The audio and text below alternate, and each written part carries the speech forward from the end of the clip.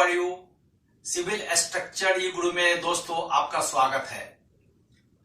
जैसे मैंने आपको वादा किया था, I promised you to start one series for the benefit of my followers and all page visitors of the YouTube channel, जिसमें आपको कैंटिलीवर बीम के 7 केसेस को बताया जाएगा। इसमें मैंने फर्स्ट केस को, जैसे आप ऊपर देख रहे हैं, मैंने फर्स्ट केस को आपको मैंने बता दिया है। फर्स्ट केस में क्या था कि कैंटिलीवर बीम है, उसके फ्री एंड में एक पॉइंट लोड है। ओके, तो मैंने उसका एक एसएफडी बीएमडी बनाया था और उसका क्या इफेक्ट है स्ट्रक्चर इंजीनियर के लिए मैंने वो बताया था। नेक्स्ट आज मैं जो डिस्कस करूंगा वो केस नंबर 2 है, और दोस्तों इसको मैं अच्छे से एक्सप्लेन करूंगा आपको, और मेरी ये छोटी सी प्रयास रहेगी कि आपको ये चीज अच्छे समझ में आ जाए। तो आप मेरे चैनल पे यदि आप नए हैं तो दोस्तों एक बार मेरे चैनल को आप जरूर सब्सक्राइब कर ले, ताकि आने वाला जो भी वीडियो है आपको समय पर मिलते रहे। जैसे ही हम वीडियो पोस्ट, जब कैंटिलीवर बीम में होगिंग का यह इफेक्ट होता है कि इसके जो टॉप फाइबर होते हैं, सबसे टॉप फाइबर जो होती है इसके, ये हमेशा क्या होती है, टेंशन में होती है, और जो बॉटम फाइबर है, नीचे की जो बॉटम फाइबर होती है, वो हमेशा कंप्रेशन में होती है। तो कोई भी बीम के ऊपर में आप देखते हैं, जो भी कैंटिलीवर बीम बनते हैं या स्लेब बनते हैं, तो आप दोस्तों कभी भी नीचे लोहे मत देना, क्योंकि नीचे उसका कंप्रेशन जोन होता है। और कंक्रीट जो हम जानते हैं, जो कंक्रीट होती है, it is already very good in compression.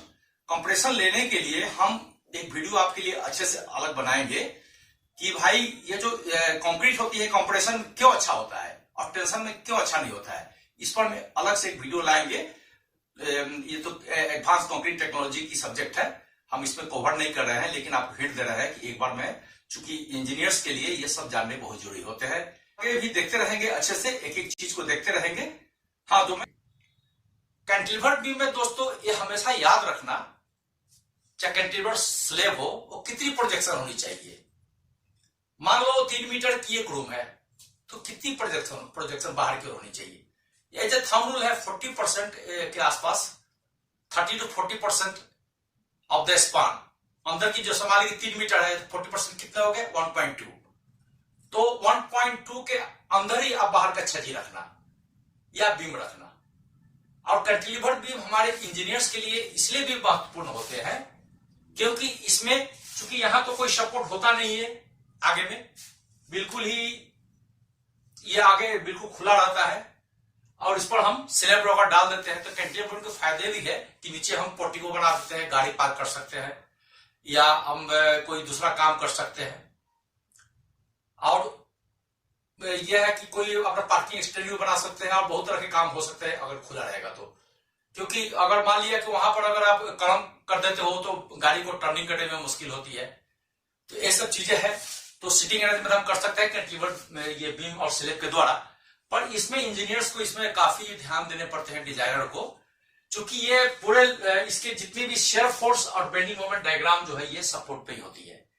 तो जो ये सपोर्ट की जो डिजाइन हमें होनी चाहिए, वो बिल्कुल ही, मैंने एक अलग से वीडियो बनाया हुआ है डेवलपमेंट लेफ्ट के ऊपर में, तो वीडियो आप दोस्तों आप जरूर देख लेना कि अगर कैंटिलीवर बीम में अगर सपोर्ट जंक्शन, जो ये जंक्शन है, ये अगर ये सही नहीं हुई तो वो फेल कर जाएगी। अब जितना भी लोहा तो जो भी कुछ करो, बट सपोर्ट इसकी बहुत अच्छे से होनी चाहिए। कहा कि हमारे कैंटिलीवर बीम हम जो भी यहाँ पर काम कर रहे हैं, इसकी बहुत प्रैक्टिकल आपकी यूज होती है, और आप भी चाहे तो इस मार्केट में इसको अच्छे से अगर नॉलेज है तो उसकी बहुत they will be demanded at a handsome salary, and अपना भी कुछ काम कर सकते हैं आप अच्छे से। ये 4 किलोमीटर के लोड है यहाँ पर, मीन्स एक कलम खड़ा है, यहाँ पर 4 किलोमीटर लोड आ रही है, मीन्स एक कलम है, यहाँ भी 1 किलोमीटर के लोड है, मीन्स एक कलम है। ओके, और ये बीम है। ओके, तो इसको हमें shear force and bending moment diagram निकालने हैं। तो जैसे मैंने आपको बताया पहले, शियर फोर्स क्या होती है। Shear force is nothing but ये summation of forces either of the section, या लेफ्ट हो या राइट हो, ये समेशन ऑफ द फोर्स होती है, जैसे पिछला वीडियो मैंने बताया था। तो इसमें आप देख लीजिए इसमें क्या है, हम पहले एसएफ निकालेंगे, शेयर फोर्स डायग्राम निकालिए दोस्तों। तो शेयर फोर्स डायग्राम बनाने के लिए आपको क्या करना पड़ेगा कि जैसे कि कोई भी एक सेक्शन ले लेंगे, जैसे सपोज हमने यहां पर एक सेक्शन लिया, ओके, सेक्शन लिया। तो जब यहां पर आपने सेक्शन लिया तो इसके राइट में क्या है, सिर्फ 4 किलो न्यूटन लोड है, ओके। तो यहां पर लिख देंगे क्या, शेयर फोर्स का लिखेंगे एफ जीरो लिख देते हैं, एफ एक्स जीरो मीन इसका अर्थ हुआ कि डिस्टेंस जीरो पर, ओके। तो यहां पर क्या हो गया, शेयर फोर्स अपना ये चूंकि इस साइड में क्या है, सिर्फ एक ही फोर्स है 4 किलोमीटर, तो यहां पर लिख देंगे 4 किलो न्यूटन। और क्या होगी, ये शेयर फोर्स हमेशा पॉजिटिव होती है। मैंने एक बताया था आपको पिछले क्लासेस में कि जब भी शेयर फोर्स अगर आपका होता है, शेयर फोर्स में आपने देखना कि कोई भी जैसे ये सेक्शन है, ओके, जब यहां पर कोई भी सेक्शन लोडिंग के बाद में जब सेक्शन नीचे की ओर आ रही है, ये ऊपर की ओर जा रही है, ओके, राइट सेक्शन में जब ये नीचे की ओर आ रही है तो हमेशा पॉजिटिव एसएफ होंगे, इसको आप ध्यान देना, okay, this is positive SF. Cantilever में right side is coming down, तो हमें पॉजिटिव शेयर फोर्स मिले। अब देख लीजिए दूसरा, और ये क्या होगा, यहां से यहां रेक्टेंगल होंगे,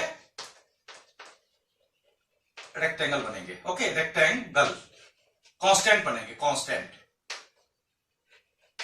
ओके।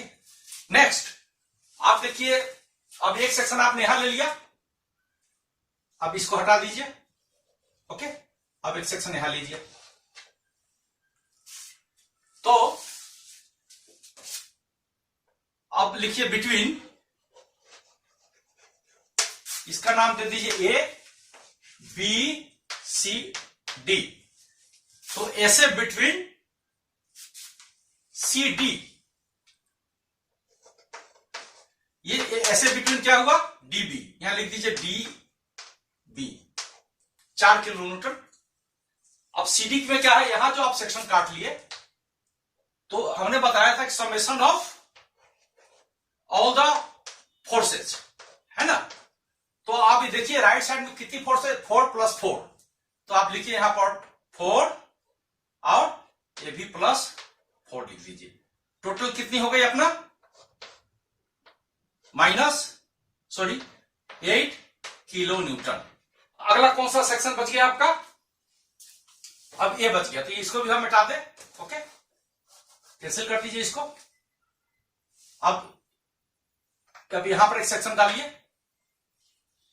तो ऐसे between shear force between C A, okay,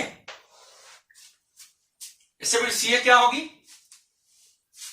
equal to F between C A, okay, ये भी प्लस में आएगी, क्या होगी ये, summation of all the vertical forces section के राइट साइड में, तो 4 4 1, क्या लिखेंगे, 4 + 4 + 1 कितने हो गए, 9, तो 9 क्या होगी, +9 kilo Newton, okay, 9 kilo Newton.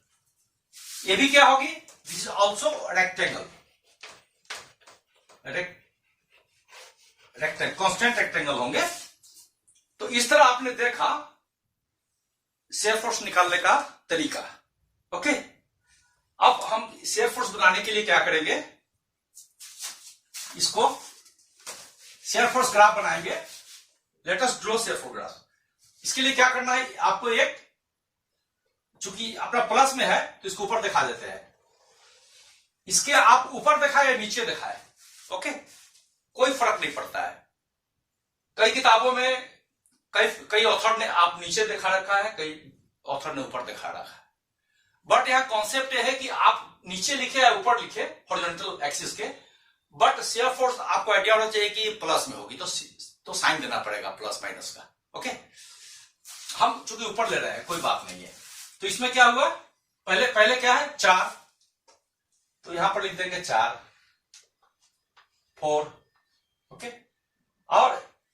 और ये पहले पॉइंट आप कर लीजिए, ये डी पॉइंट, ये सी पॉइंट और ए पॉइंट। ओके, अब डी पॉइंट से क्या है, ये यहां से लेकर यहां तक चूंकि कोई लोड नहीं है इसीलिए ये एक कांस्टेंट हो गया एकदम। Okay, this is constant. फिर क्या है, यहां से यहां पर क्या होगी, 4 और 4 8, तो इसको फिर यहां ले जाएंगे, इसको ये भी लिख देंगे। टोटल यहां से यहां 8 है, तो 4 मिल गया आपको, 4 ऊपर 8 हो गई, तो ऐसे लिख देंगे। और इस पॉइंट पर भी देख लेंगे क्या होगी, ऐसे करके ऐसे प्रोजेक्ट कर दीजिए, 4 और 2 3, तो 1 2 3 रेक्टेंगल बनेगी आपकी। ओके, अब जो 4 है तो 4 है, यहां पर लेते आना यहां, अब फिर इसमें ऐड कर देना ये 4, फिर इसमें ऐड कर देना। ओके, समेशन ऑफ फोर्स ही तो है, ये लोड ही तो है। तो अब लास्ट में अगर देखते हैं, ये जो लास्ट में जो होती है ये होती है आर ए।